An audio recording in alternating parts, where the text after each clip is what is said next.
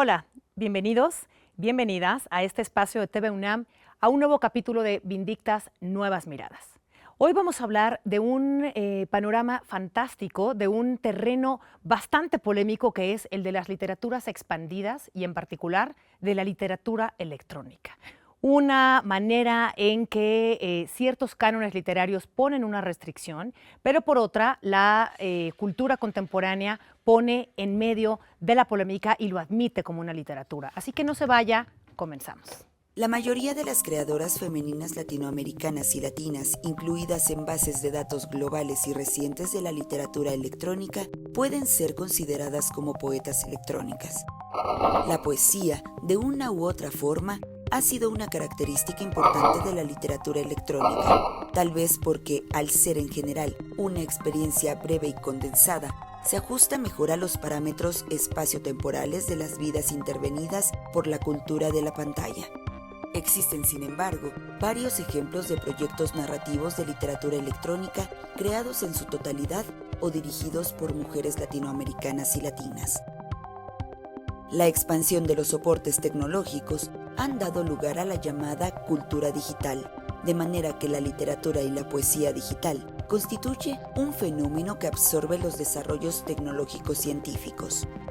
Es indudable que la experimentalidad y la novedad forman parte inescindible del universo adolescente, en el cual el trato de los más jóvenes, los llamados nativos digitales, con los videojuegos y con el vértigo de las imágenes, ya es un lugar común, del cual la escuela, en lo que atañe a la formación de lectores, a la educación artística y literaria, tendrá que conocerla y encontrar caminos posibles en los modos de leer y percibir lo artístico, desnaturalizando la neutralidad de lo técnico. Estamos ya en el estudio para abordar el tema que nos compete hoy, un tema interesantísimo que tiene que ver con la literatura expandida y con la literatura electrónica.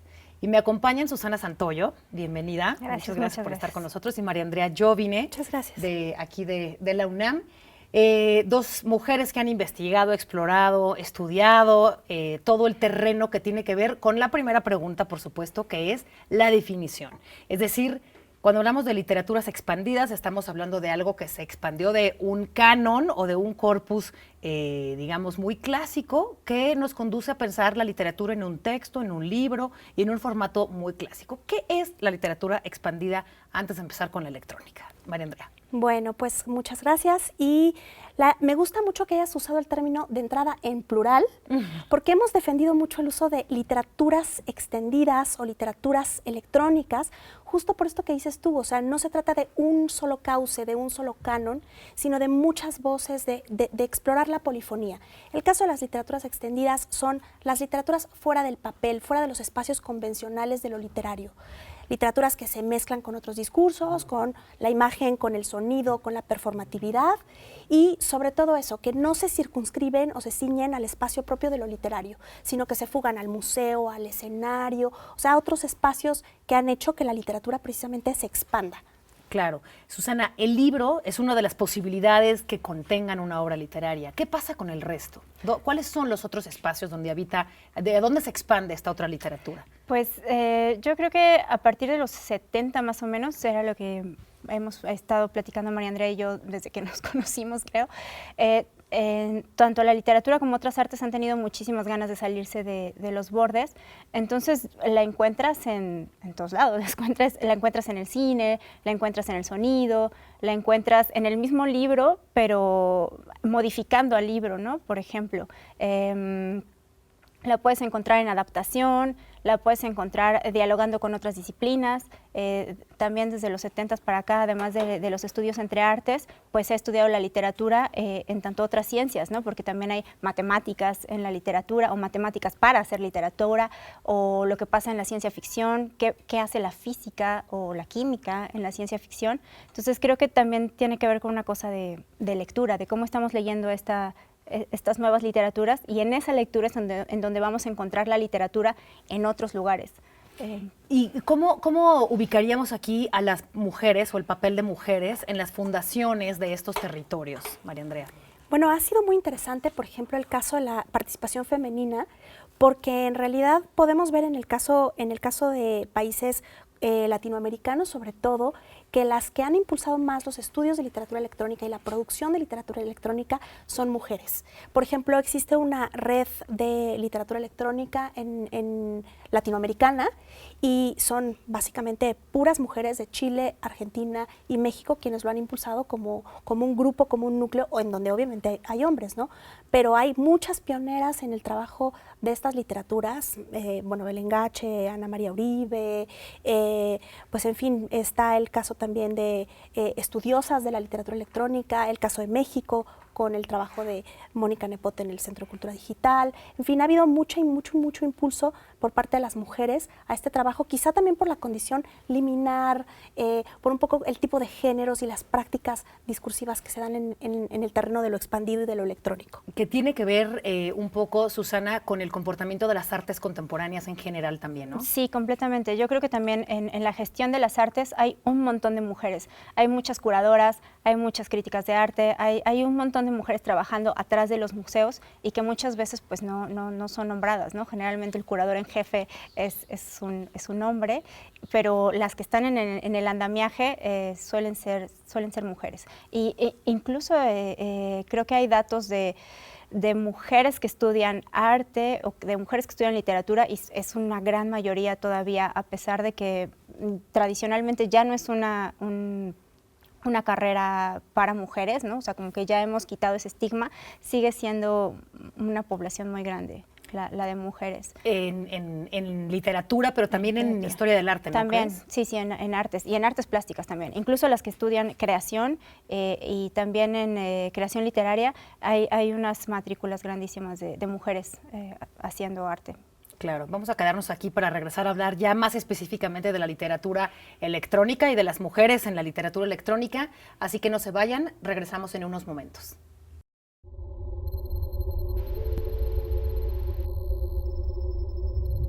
La expresión literatura expandida procede de Belén Gache, el término de las actuales tendencias de la escritura, producción y lecturas literarias difundidas globalmente. Se trata de tecnopoéticas, es decir, de una manera de concebir, producir, escribir y leer literatura y sus campos afines, atravesados por medios digitales y articulados con otros lenguajes mediados tecnológicamente. Estas nuevas poéticas lo son en tanto abren un campo de investigación de procedencias múltiples, ya que reúne literatura, artes visuales, cinética, algoritmos, tecnología de la información, entre otras. Pero sobre todo, recupera de las vanguardias literarias de comienzos del siglo XX postulaciones experimentales y pioneras que entonces adelantaban lo que hoy hace posible una circulación masiva cuyo alcance se está ponderando.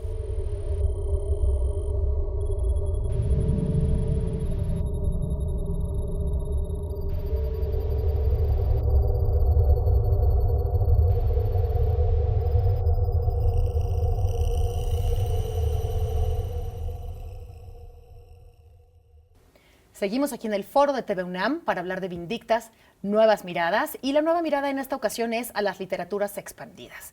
Nos quedamos un poco en los contextos de la literatura expandida o las literaturas extendidas, y cómo es que en ese contexto hay una particularidad que se llama literatura electrónica. ¿De qué hablamos y qué es la literatura electrónica para luego pasar un poquito al terreno de las mujeres y la participación femenina en esos terrenos? Bueno, pues en realidad la literatura electrónica es un tipo de literatura extendida. Si pensamos que la literatura extendida es la que se realiza en distintos soportes, no solamente en el papel, podríamos hablar de literatura en la piel, ¿no? Poesía en la piel, en bardas de ciudades, poesía en el cielo, en fin, si pensamos en eso, el soporte digital es un soporte más de la literatura extendida. Ahora, ¿en qué consiste específicamente? En la literatura que se hace para el contexto digital. No estamos hablando de digitalización, no estamos hablando de traducción del soporte físico al soporte digital, sino de algo que nace explícitamente para vivir en ese contexto y que por lo tanto puede tener sonido, imagen fija, imagen en movimiento y articular la textualidad desde todas esas múltiples lecturas, digamos, sinestésicas, por decirlo así. Claro, o sea, materialidad o inmaterialidad en la literatura electrónica, Susana. Sí, claro, incluso esto nos hace considerar algunas cosas como la antropología de los medios, porque pues la obsolescencia programada obliga también a la gente que crea este tipo de literaturas digitales a pensar, bueno, si yo tenía mi trabajo en un disco de 3.5, ¿qué va a pasar ahora? Ya no lo puedo leer y todo esto. Entonces esto también ha dado pie a otro tipo de estudios y también las personas que hacen literatura digital programan o modifican dispositivos justo para hacer para hacer posible leer este tipo de nuevas literaturas. Entonces no solo son escritoras, sino también son programadoras, son ingenieras, son matemáticas, ¿Y cuál es la recepción de esto? ¿Qué resistencia hay, digamos, de un canon muy clásico? Ha habido muchísima resistencia. Desde el principio se ha considerado que no es literatura. Incluso hoy... Perdón, pero ¿cuál es el argumento? ¿No es literatura por qué? No es literatura porque de pronto, pues, no se parece a lo que tradicionalmente se concebía como literatura. Estas literaturas ponen en crisis la noción de autor, la noción de texto, la noción de lector, porque el lector también tiene que leer imágenes, también tiene que leer desde el sonido. Hay muchas autorías colectivas, colaborativas. Entonces, estas nociones con las que ha trabajado de manera clásica la literatura realmente se ven pues muy distinto en la literatura electrónica, y eso hace que se tenga mucha reticencia y mucha resistencia. Y también, retomando tu argumento de la obsolescencia, también su falta de perdurabilidad, su fragilidad. Claro. Por ejemplo, las narrativas flash están completamente perdidas hoy por hoy. Se está tratando de hacer un trabajo para recuperarlas. También hace que de pronto no se tengan realmente como en el canon o en el cauce de lo literario. Tienen su lado aparte, ¿no? Como sus categorías, sus premios, sus autores, sus plataformas, su propio circuito paralelo, ¿no? ¿Y cómo integrarla, Susana? Pues esa es la pregunta. Yo creo que en la lectura, leyendo más, acercándose más a este tipo de prácticas y también insistiendo dentro de las academias, proponiendo investigación que tenga que ver con este tipo de literaturas y con otras literaturas de este tipo de literaturas expandidas, porque esto que menciona María Andrea ya pasaba con otro tipo de libros, ¿no? Por ejemplo, los libros de artista pues se consideran como algo que tiene que ver con el arte contemporáneo o las artes plásticas, y pues no se voltea a ver mucho el texto que está en esos libros, y también es texto que se puede analizar con las herramientas del análisis literario. Claro, y estas fronteras que se tratan de delimitar y de hacer respetar más allá de la actualidad resultan absolutamente imposibles, además de inútiles, si me permiten la palabra, porque además la actualidad nos supera. ¿En qué momento la materialidad está más allá del texto o el texto está más allá de la materialidad? Es que en realidad estamos en una época en la que cualquier creación artística tiene fronteras súper porosas. O sea, en realidad es difícil hoy por hoy decir esto es solo pintura, o esto es solo representación visual, o esto es solo texto, ¿no? Estamos en una época de muchísimas prácticas liminares, y en ese sentido entra también la tensión entre materialidad y virtualidad. Pues me encanta llegar a este punto, esta tensión entre virtualidad y materialidad. Vamos a un corte y creo que merece la pena regresar y ampliar este campo de tensión entre estos dos soportes, y desde luego hablar también de las mujeres vindictas que tiene esta literatura expandida, en particular la electrónica. Así que no se vayan, volvemos en unos segunditos aquí en TV UNAM.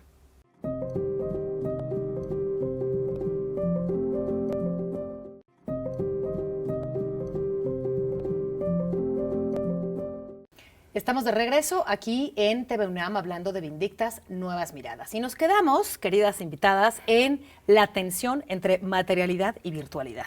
¿Cuál es esta tensión y de qué manera vemos el paso de las mujeres en este sorteo de esta tensión? Bueno, pues en realidad todos recordamos que cuando empezaron los libros electrónicos y toda la llegada de lo electrónico, se hablaba en términos muy apocalípticos sobre el destino del libro, ¿no? Se van a acabar los libros, las librerías, las bibliotecas, y en realidad lo que hemos visto es que han podido coexistir de manera muy evidente.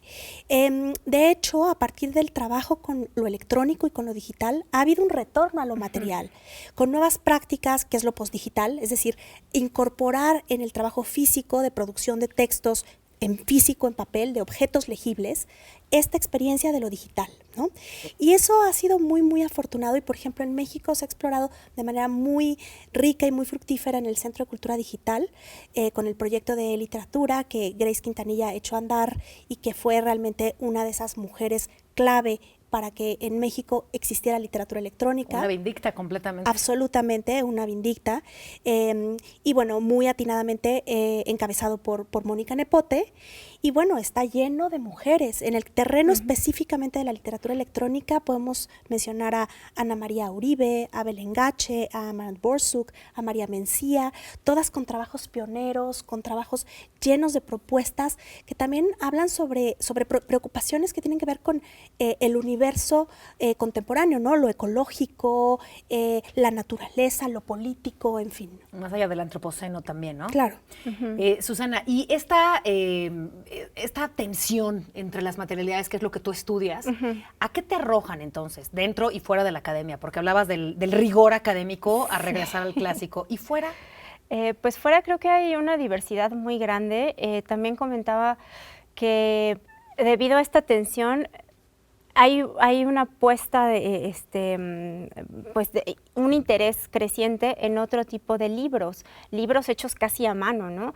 Talleres como lo que fue Editoria, que ahora es Impronta, editoriales como Acapulco, en donde está Selva Hernández, que también es una mujer pues que está poniendo atención en este tipo de libros nuevos, muchos talleres que usan técnicas como la risografía, como Macolén, como la duplicadora, que la duplicadora acaba de reeditar un libro de Magali Lara.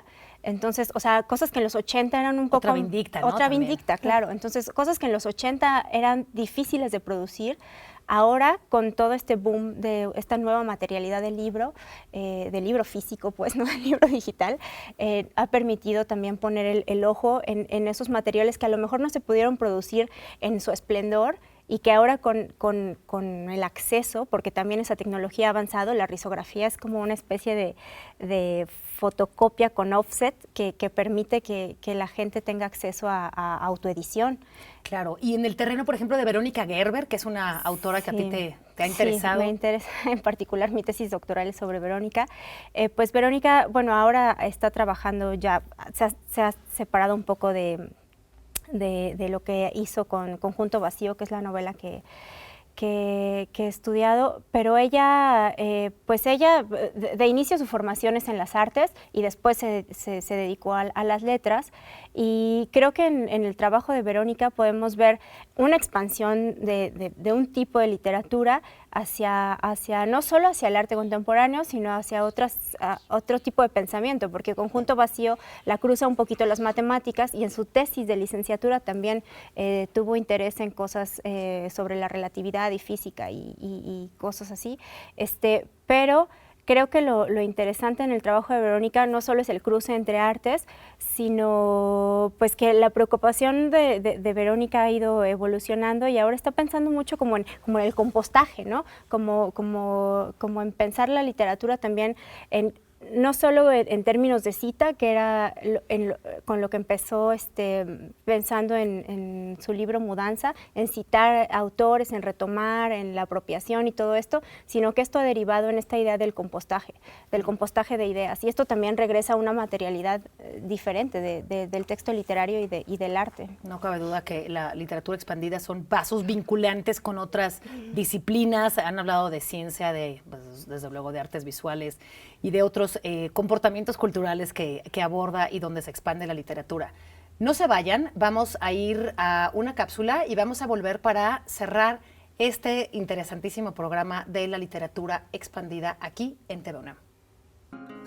¿Cómo es la experiencia de la creación? La experiencia de la creación se puede leer a través de un algoritmo, a través de una de estas máscaras, ¿no? que se usan para leer con los 64 puntos del electroencefalograma o con los halos neurales. Hay un algoritmo, hay una forma de lectura, de medición de lo que sucede en el cerebro a la hora de la creación, en el caso mío, a la hora de la creación poética. Todavía no. Sabemos qué se puede producir, sabemos específicamente qué áreas del cerebro procesan el lenguaje o procesa la prosodia, ¿no? Pero en realidad el momento de la creación es como estas nuevas máquinas que hacen pinturas, ¿no? Pero en realidad hay algo que no tienen, que es la improvisación y que es el error. y de alguna manera la improvisación, cuando uno está improvisando, cuando un bailarín está improvisando con un músico, cuando hacemos esa improvisación estamos generando, si nosotros viéramos la conectividad, las redes de conectividad que se generan en el cerebro a la hora de la improvisación, es alucinante. Y yo creo que eso, en el sentido de la poesía, tiene esa capacidad, que es que de alguna manera está todo el tiempo alimentándose de los subterráneos de la condición humana. Y ahí la imaginación, el error, la capacidad de decir, la capacidad de recordar es básica. Para decir algo o no decir, no es notación, no estalactita, punto de derrumbe, escritura abisal. Para decir algo o no decir. Estamos de regreso aquí en TV UNAM hablando de literaturas expandidas. Y las escucho y pienso en la necesidad que tiene, una vez propuesta una nueva literatura y toda esta historia que hemos hablado, cómo se tiene que recomponer la idea de lector y de lectura. María Andrea. Eso quizá es el punto más importante, porque se produce literatura para un lector. Entonces, la literatura electrónica y expandida ha reconfigurado la conciencia lectora. Nuestra conciencia lectora no es la misma después de la hipertextualidad, después del salto entre medios, después de estas tareas cotidianamente híbridas que hacemos en términos cognitivos cuando saltamos en un meme, si tú quieres, de una imagen a un texto. Entonces, la literatura expandida y electrónica nos ha enseñado a leer de otra manera. Nos ha vuelto lectores más complejos, más polifacéticos, más poliédricos. Y en ese sentido, tal vez todavía no alcanzamos a ver el fruto de eso y lo seguiremos midiendo en generaciones futuras todavía. ¿Y crees que es un asunto de generaciones? Por ejemplo, Susana, ¿tú crees que hay una generación que tiene un propósito de lectura un poco poliédrico, como lo dice María Andrea? Yo creo que sí, yo veo después de la pandemia o a causa de la pandemia, yo veo que han crecido muchísimo los círculos de lectura virtuales y son chicas pues mucho más jóvenes que yo, ¿no? Entonces hay gente muy interesada en leer de otras maneras y en leer colectivamente. Creo que es súper interesante y es muy importante. Que la lectura ya no nada más es como o dentro de la academia o justo haciendo una tesis. No, la lectura es colectiva y es en donde se enriquece un montón esta... Y pienso, a propósito de la colectividad, intimidad, ¿no? De la construcción privada o colectiva o las figuras públicas o privadas, digamos, de la lectura y la escritura. ¿Cuál sería la recomendación, o antes de irnos, cuál sería como la invitación a que el público que nos sigue pueda tener como garantía de que va a encontrar algo interesante en la literatura electrónica o las literaturas expandidas? Bueno, algo que es importante que sepa el auditorio es que las literaturas electrónicas son de libre acceso. Entonces están en la red. Hay solo que explorar un poco y darse cuenta de que hay un universo infinito que está al alcance de cualquier clic. Y bueno, por otro lado, a mí me gustaría recomendar al auditorio un libro que acabamos de hacer en el Laboratorio de Literaturas Extendidas y otras materialidades, que es el ABC de las literaturas extendidas. Son definiciones, ejemplos y bibliografía muy aterrizada y van a encontrar qué es medio, qué es imagen, qué son las poéticas digitales, en fin, un poco todo lo que querrían saber sobre literaturas extendidas. Y es un libro gratuito de libre descarga, ojalá que les sirva y que lo puedan leer. Eso lo haremos, pero te quiero hacer una pregunta antes de darle la palabra a Susana. ¿Qué tanta participación femenina hubo en la formulación de este libro? Bueno, en realidad un porcentaje muy alto, o sea, somos 8 personas en este equipo y solamente uno, mi colega Roberto Cruz Arzabal, es el único hombre. Entonces es un proyecto hecho a partir del trabajo de mujeres, coordinado por Susana González Actori, es otra mujer con mucha trayectoria en esta universidad. Le mandamos un abrazo porque la queremos en estos acá temas, también. claro.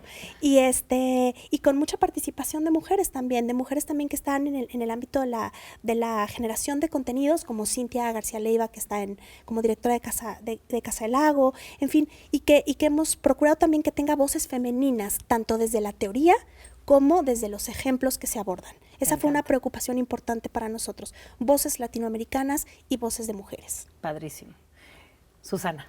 Pues yo quiero recomendar que sigan a la productora de Mapeos Narrativos, que es un proyecto que inicié con mis colegas Pilar Morales y Cecilia Santillán.